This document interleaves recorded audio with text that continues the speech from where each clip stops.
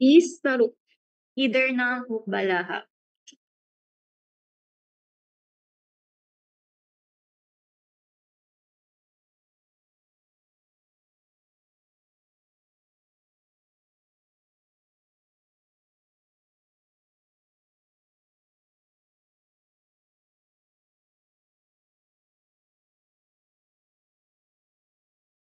And then, October 14, 1943, nagkaroon tayo ng Second Republic.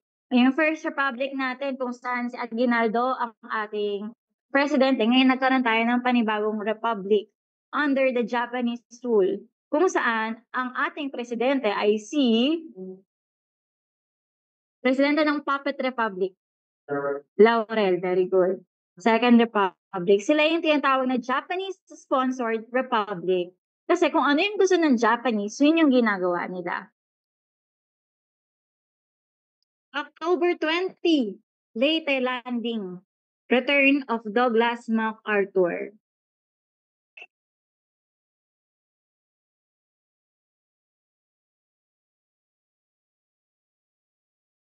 And then, October 26, Battle of Lake Gulf. Ito yung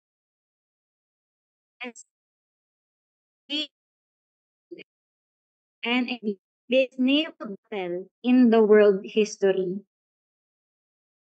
Kung saan yung US, they destroyed the Japanese fleet.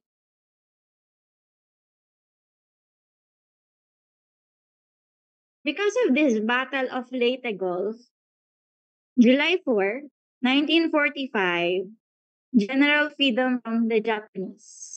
Tayo ay nakalaya na.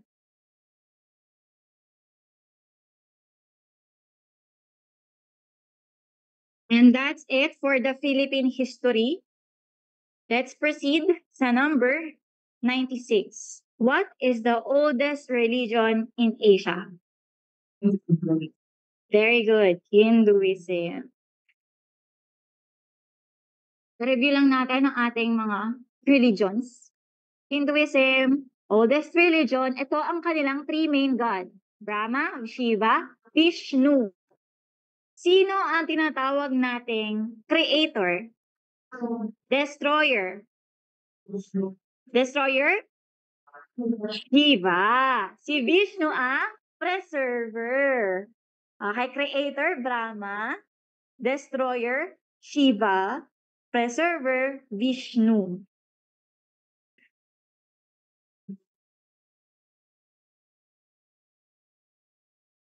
'97.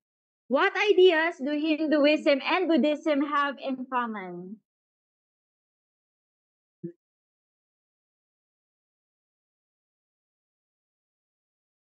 Narinig ko na. Reincarnation, very good. Parehas silang naniniwala sa reincarnation.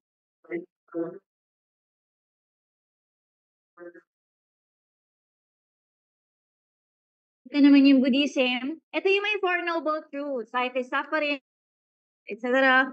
The cause of suffering is craving or yung desire.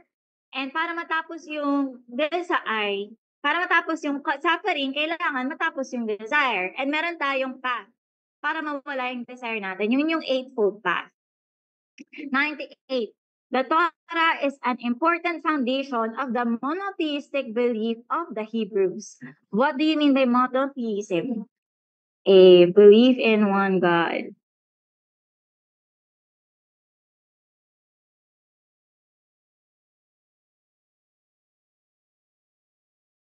Judaism naman tayo. Ayan, naniniwala sila sa isang God, monotheism. Anong pangalan ng God nila? May pangalan. Nagsisimula sa Y. Yahweh. Familiar? Yahweh.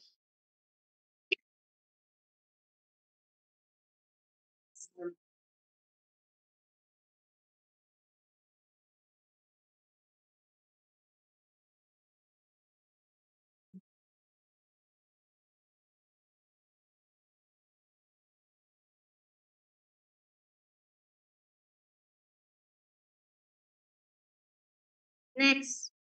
Meron din silang holy book. Kung sa Christianity Bible, sa Judaism ay Torah. And ayan, naniniwala sila sa Messianism, belief in the coming of Messiah. Pero hindi sila naniniwala kay Jesus Christ. So, ang Messiah nila ay hindi pa dumadating. Next, 99. The religion Islam is based on the 5 pillars. These are Shahada, Salat, Sam, and Hajj, and Zakat. Very good. So, ito yung 5 pillar. Shahada, faith. There is no God but Allah. Prayer. Ilang beses sila nagpe-pray? A day. Sa isang araw, ilang beses nagpe-pray? Higher. 5. Very good.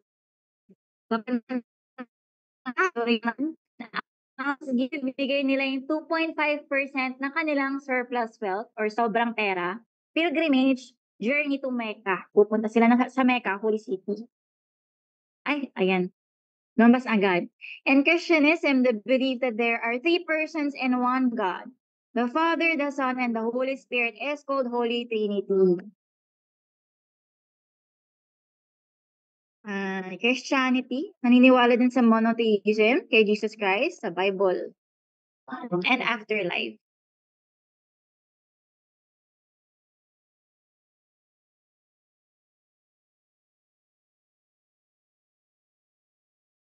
Okay, next. Kaya niyo pa? Readings in the Philippine history. 101. He is known as the father of history and his work about the Persian Wars.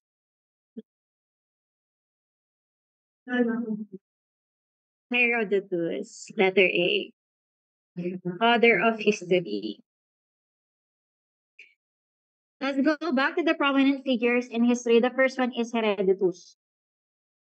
Father of history. Siya yung nagsulat ng The Histories.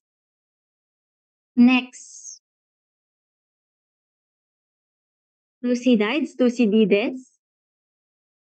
So siya naman yung nagsulat ng History of the Peloponnesian War.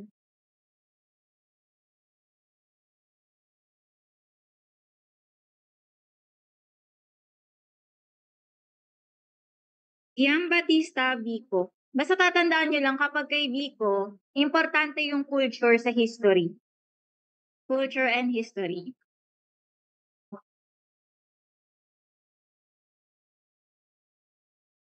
And then, Hegel. Dito tatandaan nyo yung dialectical process. Ano yung dialectical process? Thesis, antithesis, synthesis.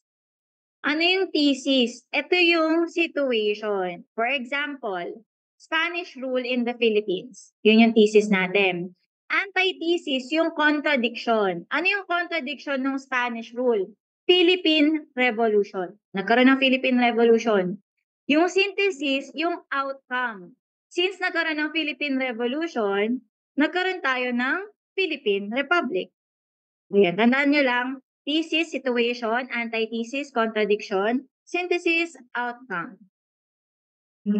Next. Karl Marx na naman. Historical materialism. Stage 1, primitive communism, kung saan walang private property, walang conflict. Feudalism. Na-discover natin yung private property. Yun yung feudalism. Nagkaroon ng private property.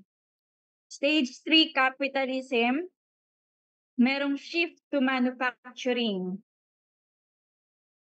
Stage 4, socialism. Ito yung transition stage between capitalism and communism kung saan yung production ay controlled by the government. And then communism, ito yung aim ni Karl Marx. No private property. Classless society. Francis Fukuyama, The End of History and the Last Man.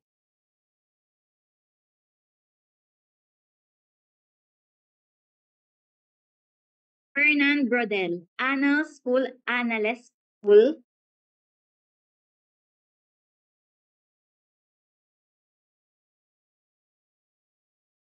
Michael Foucault, Archaeology of Knowledge.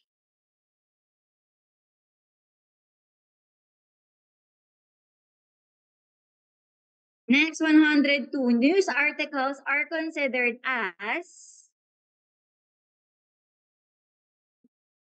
news articles. Balikan natin. Punta muna tayo sa primary sources and secondary sources. Primary sources, yung mga first-hand experience. So, this is written during that time. So, papasok dyan yung diary, letters, documents, newspaper articles. Secondary sources ay mga books and journal articles. Kapag secondary sources, ayan ay interpretation ng primary resources. So, they are written beyond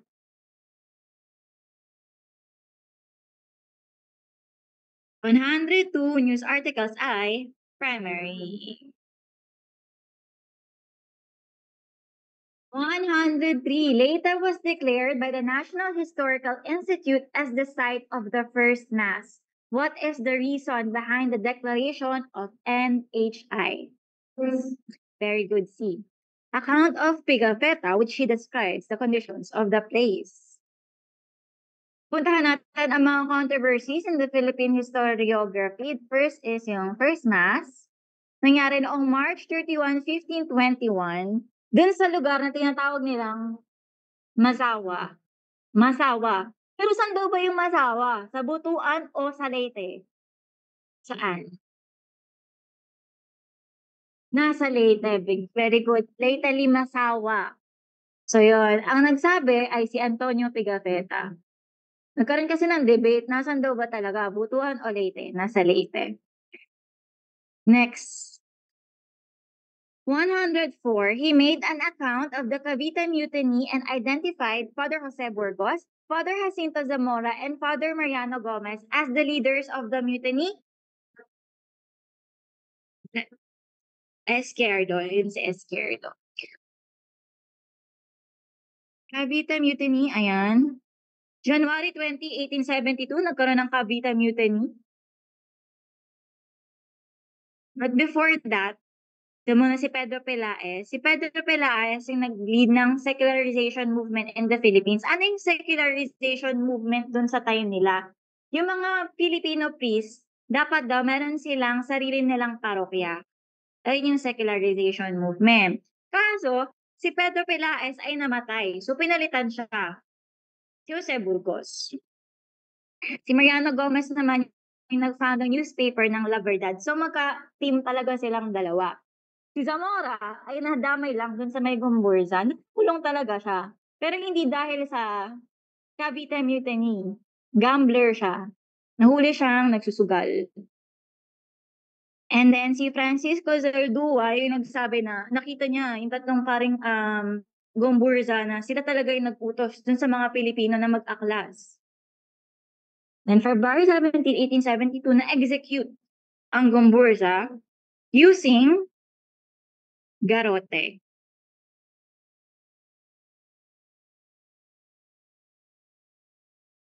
Accounts of the events. Ano yung mga sinasabi? Yung mga sinasabi during this time. According kay Jose Vidal, he portrayed the Cavite Mutiny as part of a larger organized conspiracy. So yung Cavite Mutiny, ang plano daw talaga nila ay i-overthrow ang government. According kay Vidal. Sabi ni Esquerdo, ayan, ang mastermind ay yung Gomburza. Sabi naman ni De Tavera, wala namang plano i-overthrow yung government. It's an isolated event caused by taxes. Nagalit lang yung mga Pilipino dahil dun sa dagdag na tax.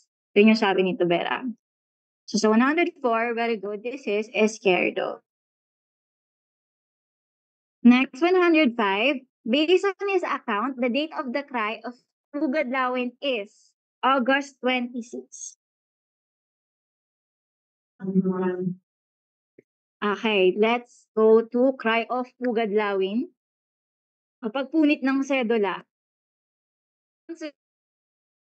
First, ating kay Tio Valenzuela, nangyari August 23 sa Pugad, Lawin. Kay Santiago Alvarez, sabi naman niya, August 24 sa Bahay Toro.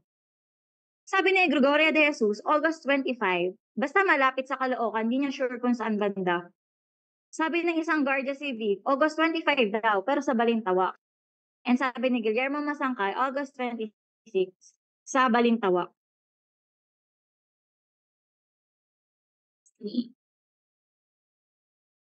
Next, retraction of Rizal. Kung binawi daw ba ni Rizal yung mga sinulat niya tungkol sa Spanish colonization sa mga pare sa Pilipinas.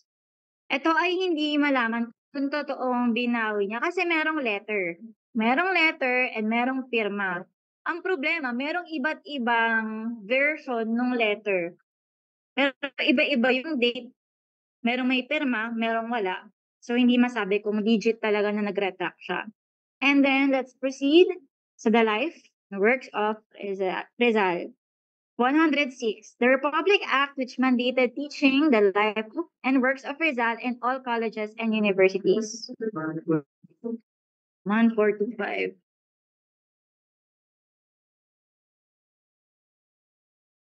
Ayan. So, tatandaan nyo lang, ang gumawa ng law, si Recto. Ang nag-sponsor ng law, si Laurel. Ang nag-sign, si Magsaysay, kasi siya yung president during that time. Namuan Magsaysay. During that time kasi, lumalaganap yung communism sa Asia. So, natakot siya na baka pati yung Pilipinas na-impluwensya ng communism. 107. Jose Rizal's birthday. 16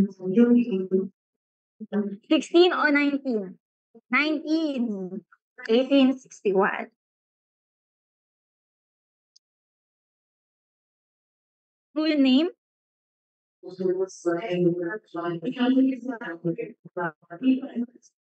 Okay. Birthday, June 19, 1861. Birthplace. Sino ang Colyantes. Sino ang ninong? Godfather. Pedro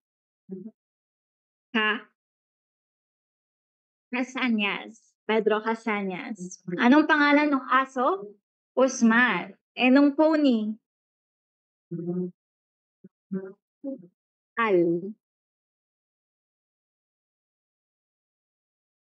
Alipato. Ayan. Yung aso ay si Usman, yung pony ay si Alipato.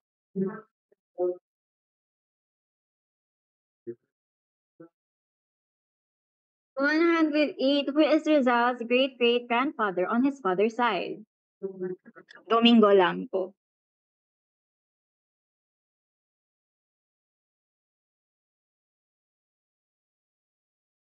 Huh? And then, ayan. Yung tatay, si Francisco Mercado.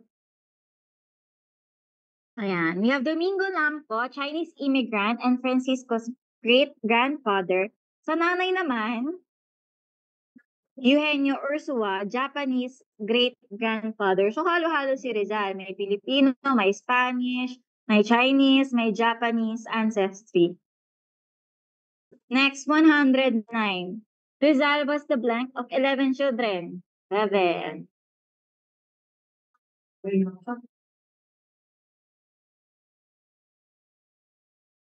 Hindi. Rizal. Ah.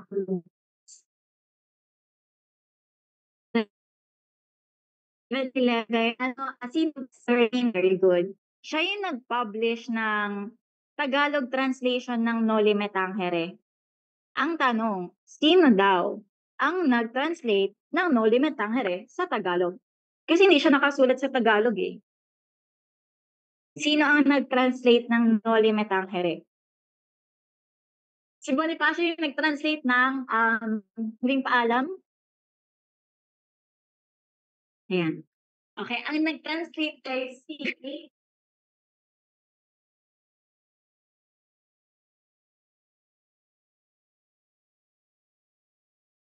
Pascual Poblete.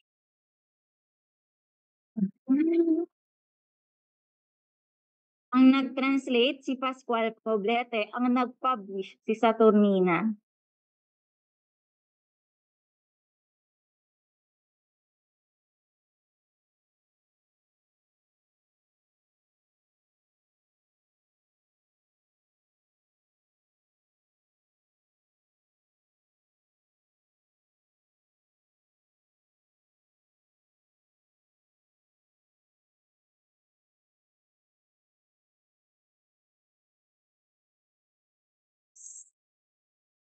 Sino ang nag-iisang kapatid na lalaki mo?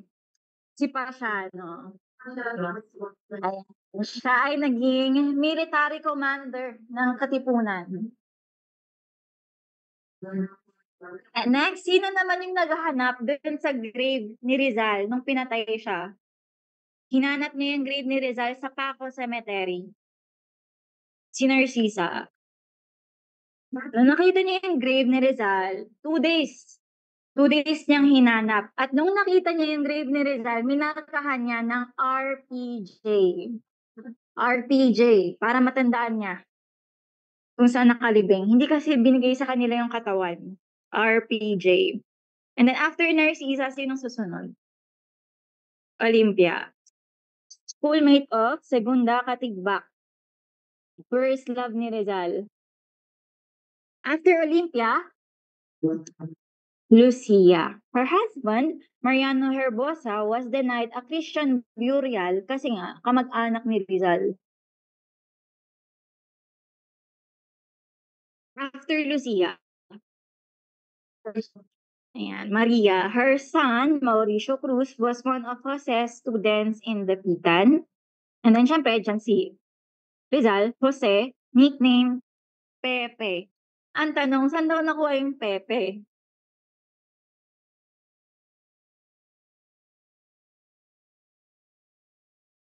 Saan daw niya nakuha yung nickname na Pepe?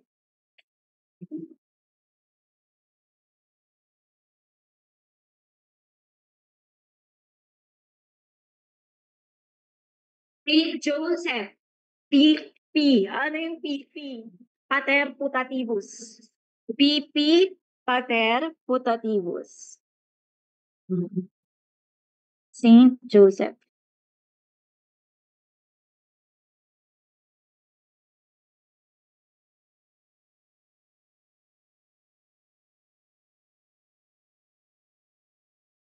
Latin yun, yung pater putativus. In English, putative father. Ibig sabihin, tumatay yung tatay sa hindi mo naman anak. Si Saint Joseph ay yung tumayong tatay kay baby Jesus, yung asawa ni Maria. Yan. And in Spanish, yung P pronounced as P. Kaya Pepe. Next. After Jose, sino susunod? Si Concepcion yung namatay. Jose's first heartbreak. Died at the age of 3. After Concepcion, Josefa. Naging member siya ng Katipunan, also Trinidad, member ng Katipunan, and custodian of Mi Ultimo Adios. Kasi yung pinagbigyan ni Rizal ng Mi Ultimo Adios. Last, youngest, si Soledad.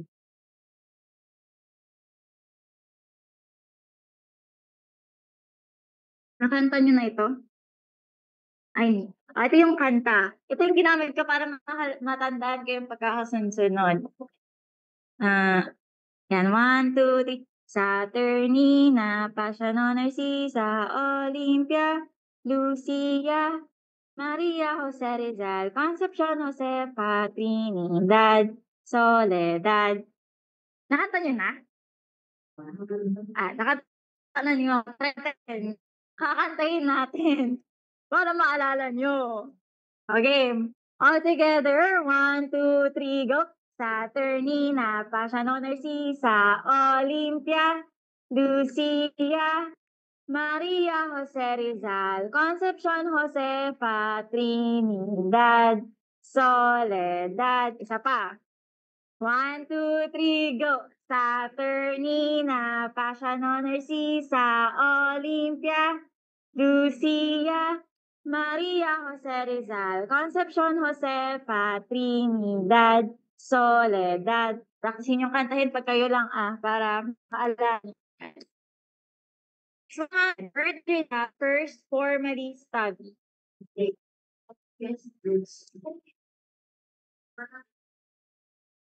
Okay, wait lang. Balikan natin yung education ni Rizal. Okay, first sa Kalamba.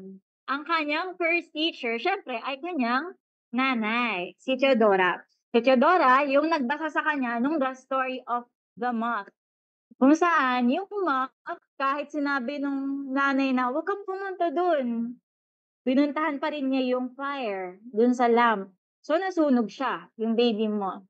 So, it held great significance in Jose's life. It taught him important lessons about obedience, sacrifice, and the pursuit of wisdom. And sinasabi, ito ay naging allegory ng kanyang buhay. Kasi parang siyang naging baby moth. Sinasabi sa kanya ng nanay niya na wag mo nang labanan yung Spanish government, na wag na siya magsulat ng kung ano-ano, pero hindi nakinig si Rizal. So, he died at the end. Next. Sabi niyan, dito yung kanyang first formal schooling, kung saan pumasok na siya sa school. And sino yung kanyang naging teacher? Si Justiniano Aquino Cruz. Maestro Justiniano Aquino Cruz. And meron siyang naging kaklase dito na binubuli siya, yung anak ng teacher, si Pedro. Okay, anong nangyari dito kay Pedro at kay Rizal? Si Rizal kasi yung first day niya sa school, tinatanong siya ni Justiniano Aquino Cruz, "Marunong ka ba mag-Latin? Marunong ka ba mag-Spanish? Marunong ka ba ng ganito?" Ang laging sinasagot ni Rizal, "Un poco." Ibig sabihin, a little, konti lang. Tapos pinagtatawanan siya ni Pedro. Ngayon, after nung klase, inaasar niya si Rizal, tapos biglang nagkaroon ng suntukan. Eh, maliit lang si Rizal nung time na yon. So, nilabanan ni Pedro. Pero ang nanalo, si Rizal. Ngayon, si Pedro, meron siyang friend, si Andres Salandanan. Gusto niya ipaghigante si Rizal. So, he challenged Rizal to arm wrestling. And this time, hindi nanalo si Rizal. Natalo siya. And then, after Binyan, saan siya nag-aral?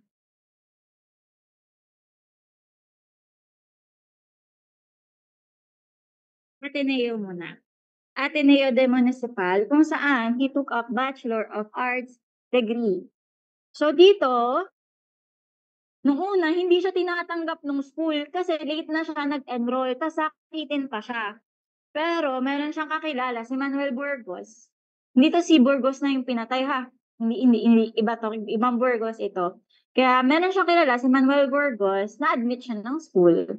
And tatandaan natin, dito sa Ateneo, yung mga estudyante nahati sa dalawa, Roman and Carthaginian. Okay. Roman, Carthaginian.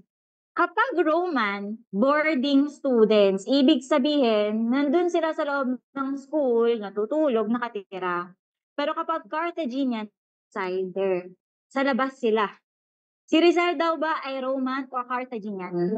Very good, Carthaginian. And yung first teacher ni Rizal dito sa Ateneo ay sino? Yan, si Father Jose Beck. Siya yung merong mood swing, yung odd, parang baliw, lunatic, yung ganun niya siya i-describe. And then yung favorite teacher ni Rizal sa Ateneo ay si Francisco de Paula Sanchez. Tinatawag niyang model of decency and love for children or for students. After Ateneo, saka siya nag-aral sa UST, University of Santo Tomas. Ano daw yung course ni Rizal? Very good. Philosophy and letters. Yung first degree niya, pero hindi niya yan natapos. Pinalitan niya. Medicine. Very good. At yung second degree niya, bakit siya nagpalit? Kaya yung nanay niya kasi nagkasakit. So, gusto niyang gamutin. And then, dito sa UST, habang estudyante siya ng UST, dito niya naisulat yung Ala Juventud Filipina or yung To the Philippine Youth. Ito yung crowning glory niya as a young poet kasi ito yung first Filipino, first Spanish poem written by a Filipino. Ala Juventud Filipina, first Spanish poem written by a Filipino. And nanalo siya ng first place.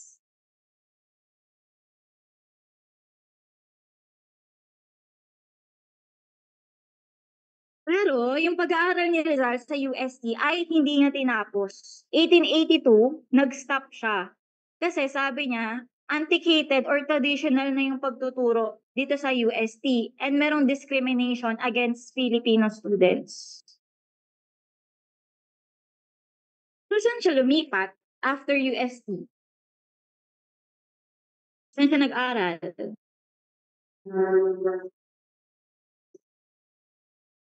Universidad Central de Madrid. Kung saan dito niya tinapos yung kanyang medicine. Rizal graduated as fair and philosophy and letters, graduated as with honors. Okay, dito niya naging teacher si Miguel Moraita. The freedom of science and teacher should be protected. Next, 110. Again, saan siya nag-first formally study? Yan, din yan. First school. Next, 111. She is the pretty 14-year-old Batangueña whom Rizal falls in love with. See? Very good. Si Segunda Katigbak. Pag Batangas, Katigbak. O, balikan natin yung mga baby girls ni Rizal. The first one is Segunda Katigbak, the first love from Lipa, Batangas. Kaso, hindi sila nagkatuluyan ni Rizal dahil siya ay engaged sa ibang lalaki kay Manuel Luz. Next, Leonor Valenzuela, tall girl from Pagsanhan. Etong si Valenzuela, yung binibigyan ni Rizal ng mga love letters with invincible ink. Ngayon, ito yung issue. Si Leonor Valenzuela at si Leonor Rivera ay pinagsabay daw ni Rizal. Ito yung kanyang cousin from Kamiling, Tarlac. Si Rivera yung kanyang longest love. Over 10 years naging sila. And si Rivera yung kanyang naging inspiration kay Maria Clara.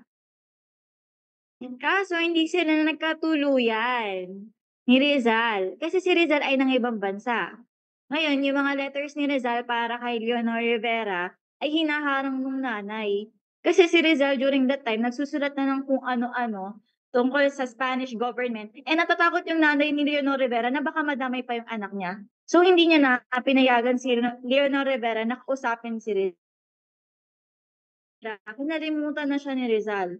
Kaya na-engage siya at naipakasal sa ibang lalaki kay Henry Kipling. Next. So, nung nandun si Rizal sa Madrid, meron siyang kafling habang sila pa ni Leonor Rivera. Si Consuelo Ortiga. Affair of Rizal in Madrid. Ito yung anak ng civil governor.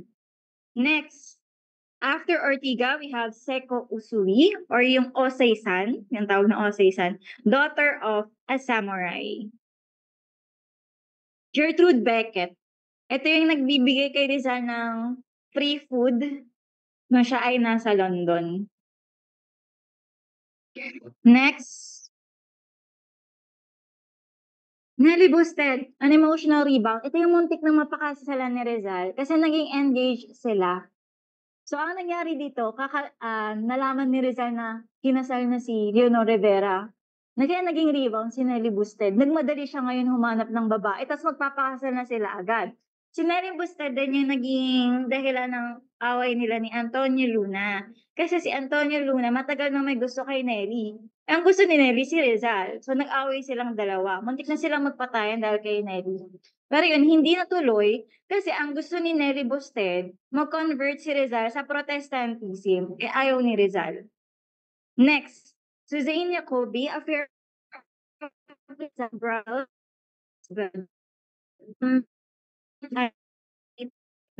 So, kung mapansin niya, ay mga anak ng landlord, pamangkin ng landlord, and then Josephine Bracken, Rizal's common law wife.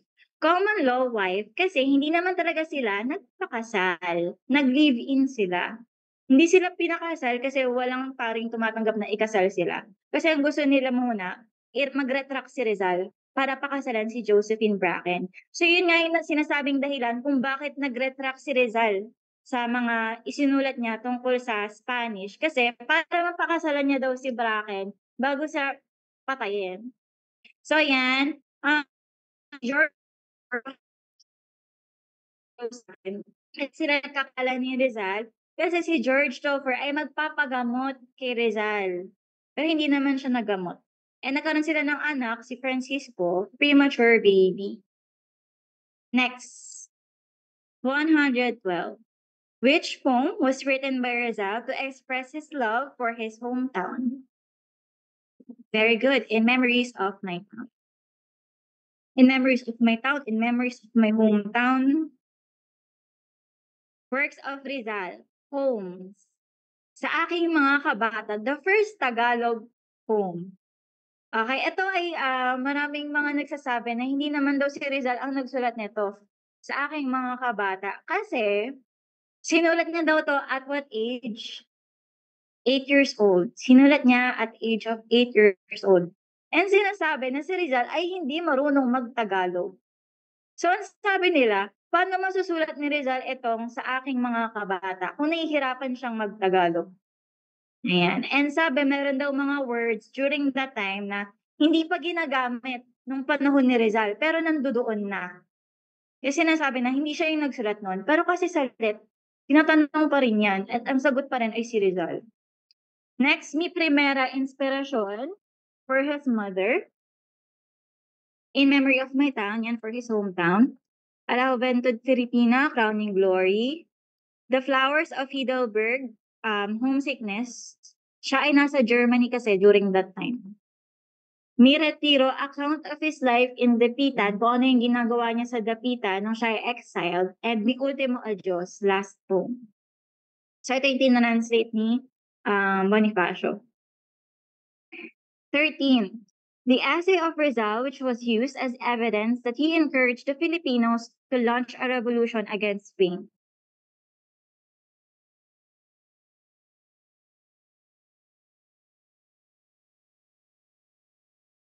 The Philippines a century hence.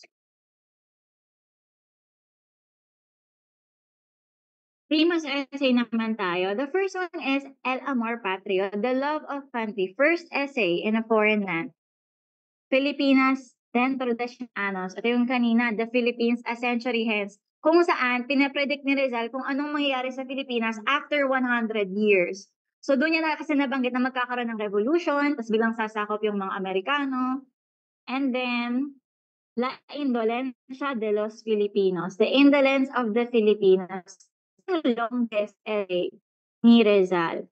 Response to the accusation of indolence. Kung saan sinasabi niya na, sabi kasi ng mga Spanish, tamad daw ang mga Pilipino. Ito yung kinokontra niya yung sinabi ng mga Spanish. And then to the young women of Malolos, greetings to the 20 women who fought for their rights to education. 114. What is the reason for Ibarra's imprisonment?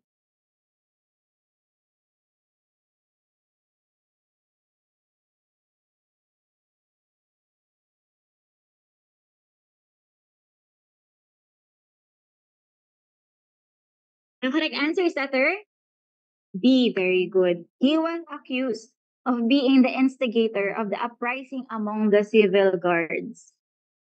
Puntahan naman natin yung kanyang mga sinulat na novels. The first one is Noli Me Tangere. Ang character, first one, Chrysostom Ibarra, studied in Europe for 7 years. Siya yung mayamang mestizo, half Filipino, half Spanish. Ang kanyang tatay, sino ang kanyang tatay? Si Don Rafael. Tandaan yan, tinatanong din yan. Tatay ni Ibarra, si Don Rafael, na accidentally nakapatay ng tax collector kasi may sinasaktang bata. So siya ay kinulong and namatay siya doon sa kulungan. And then, nung papalibing na siya, kaya nalibing na siya. Tapos si Padre Damaso, familiar naman kay Padre Damaso, pinabungkal yung libingan ni Don Rafael.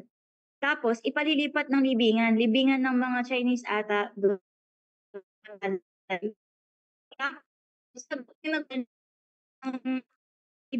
O yung libi ni Don Rafael, napagod siya.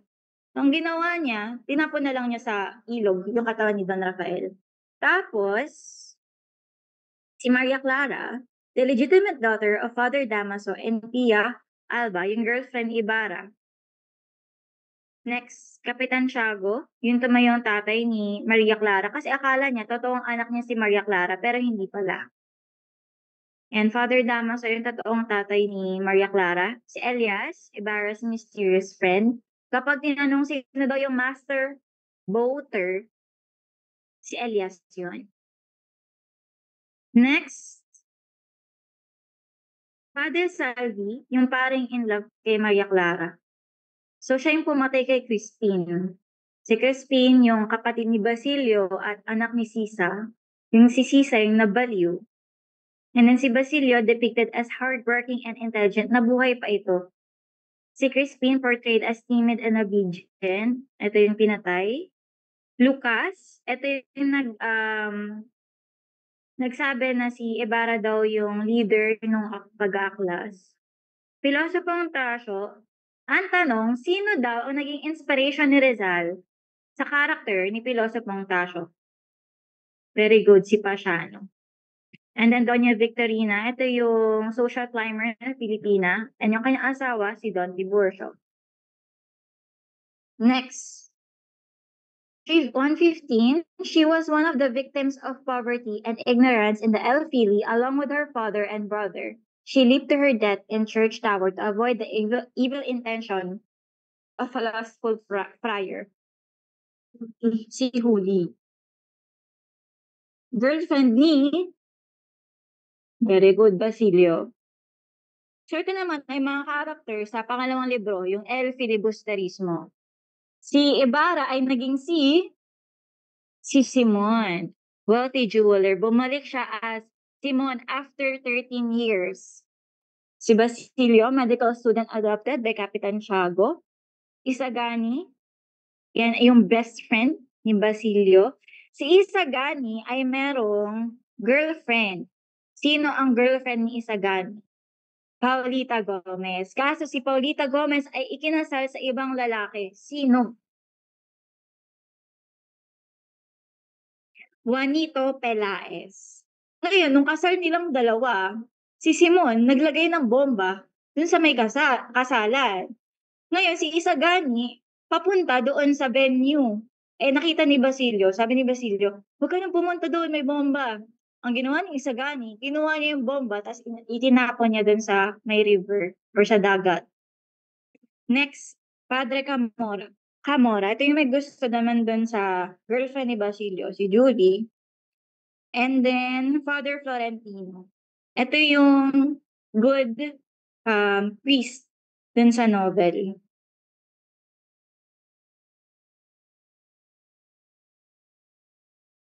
Okay, punta tayo sa next and last subject natin for today, mathematics in the modern world. Pero ito ay mga basic lang na mathematics. Okay, basic lang. Kasi alangan magturo ako dito ng mahirap, mahirap magpanggap. Verse 116. Kapag ganyan, anong gagawin? Madali lang, di ba? Madali lang yan. Pero may mga ganyan talagang lumalabas. Mag-pray na lang tayo na sana madali lang. GEMDAS. Using GEMDAS, anong sasagutin? Anong uunahin natin? 17 minus 6 o 6 divided by 2? 6 divided by 2. Okay, 6 divided by 2 kasi GEMDAS ay grouping or yung PEMDAS minsan. Grouping, exponent, multiplication, division, addition, subtraction. So 17 negative 3 plus 4 times 3. Anong susunod na gagawin?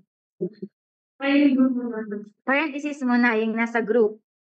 17 minus 3 is 14 plus 4 times 3. Anong next gagawin?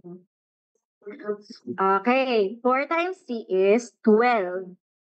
So 14 plus 12, 26. Diba? Ang dali lang. Dapat ganyan lang. Next. Ano naman kapag ganito?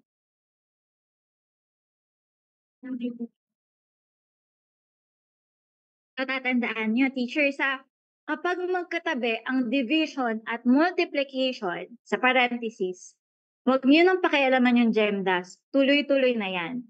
So, huwag nyo nang unahin yung multiplication. Division na. 16 divided by 2, 8. So, 8 times 4. And then 5 times 10, tuloy-tuloy na tayo from left to right. 5 times 10, 50 over 2.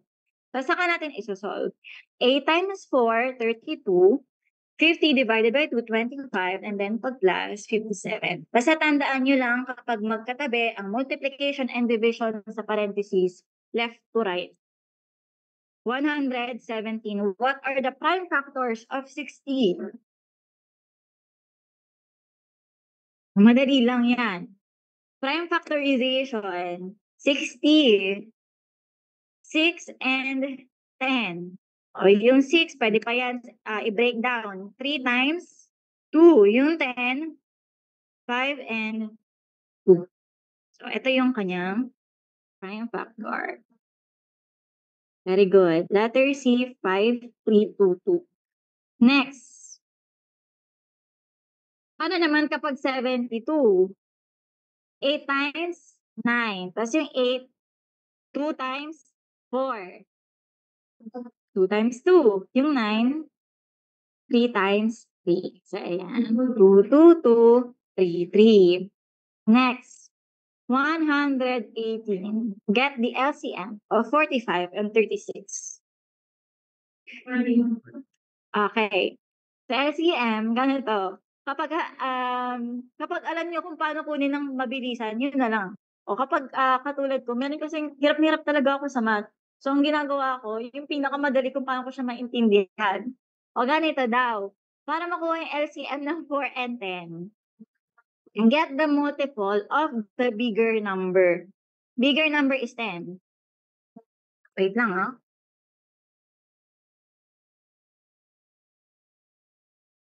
Okay, anong multiple ng 10? 20.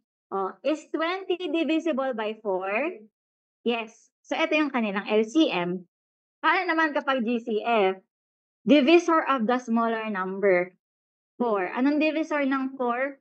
2. Is 10 divisible by 2? Yes. So, ito ang kanilang GCF. Ito yung kanina, LCM ng 45 and 36. Anong gagawin natin? Ang hirap naman gamitin ng ganong method. Ganyan. 45, 36, anong pwedeng ipag-divide? Lower. Umpisa natin sa pinakamababa. Ayan, 3. Ayan, so 45 divided by 3, 15. 36 divided by 3, 12. And then, pwede pa yan. 3 ulit. 15 divided by 3, 5. 12 divided by 3, 4. So, ayan na. Ang ating LCM ay, kunin lang yung nasa labas. 3, 3, 5, 4. Tapos, saka nyo, i-multiply. GCF, kunin nyo lang yung nasa gilid na dalawa. 3 times 3. 9. So, the correct answer, very good, 180. Next, 119. Get the GCF of 16, 24, and 36. Okay.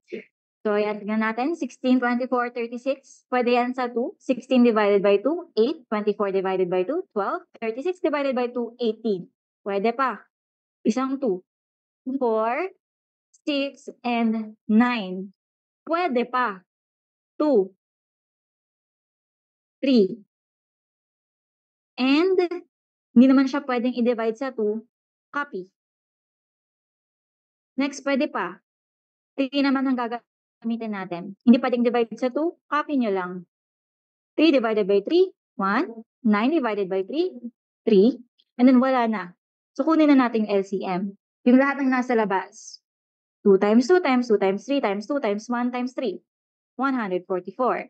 Ang GCF ay 2 times 2. Kapag meron ng bring down, ito, meron ng bring down, kung meron isa, yung kumpleto ng 2 times 2, square. So the correct answer is letter D.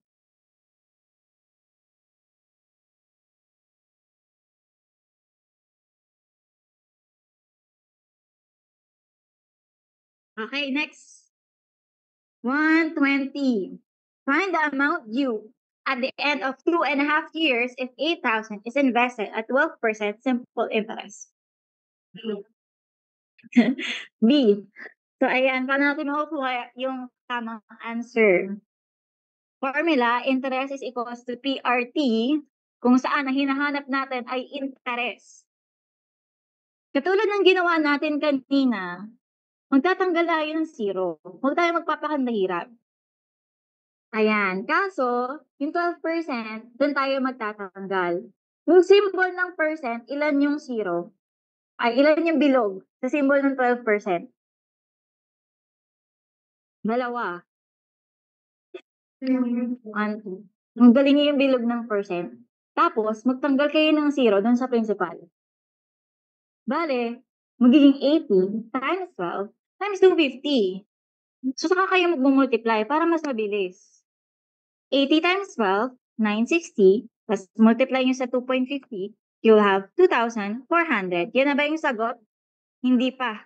Ipa-plus nyo pa dun sa principal. So, you will have 10,400. Nakuha? So, ang sagot ay letter A. 2,400. Ano?